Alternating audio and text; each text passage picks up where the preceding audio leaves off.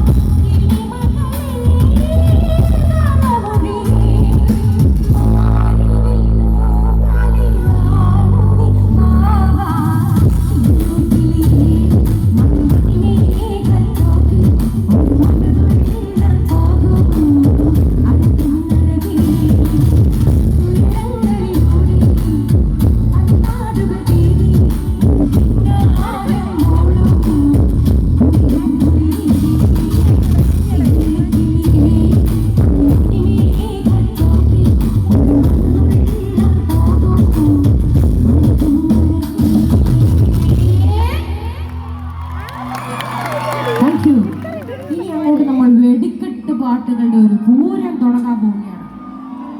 അടിച്ചുപൊളി പാട്ടുകൾ ഇനി അവസാനം വരെ തകർക്കാൻ പോവുകയാണ്. റെഡി ആണോ? ഹായ്, എവിടെയാണ്? എല്ലാവരും കണ്ടിട്ടുണ്ട്, വർഷങ്ങളായല്ലോ. കൗശിക്കിനെ ഞാൻ ശ്രീനാഥ് ഇൻട്രൊഡ്യൂസ് ചെയ്തു. ടോപ്പ് സിംഗറിലൂടെ നിങ്ങളുടെ എല്ലാം മനം കവർന്ന ഒരു കിടിലൻ കുട്ടി ഗായകന് നല്ലൊരു കൈ കൊടുത്ത കുട്ടി ഗായകൻ. അതേപോലെ കൗശിക്കിനൊക്കെ ഈ സ്റ്റാർ ആക്കിയ ടോപ്പ് സിംഗറിൽ അവരുടെ സാറായിരുന്നു. ഇപ്പോഴും 6-7 വർഷമായിട്ട് ടോപ്പ് സിംഗറിലെ പിള്ളേരെ ഗ്രൂം ചെയ്യിപ്പിച്ചുകൊണ്ടിരിക്കുന്ന ആളാണ് ശ്യാമപ്രസാദ്. നമ്മുടെ താരക പെണ്ണാളെ പോലത്തെ സൂപ്പർ ഹിറ്റ് ഗാനങ്ങൾ പാടി ഒരുപാട് സിനിമയിൽ പാടിയാണ് ശ്യാമപ്രസാദ്. നല്ലൊരു കൈഡി. ശ്രീനെ ഞാൻ ഓൾറെഡി ഇൻട്രൊഡ്യൂസ് ചെയ്ത് കഴിഞ്ഞു.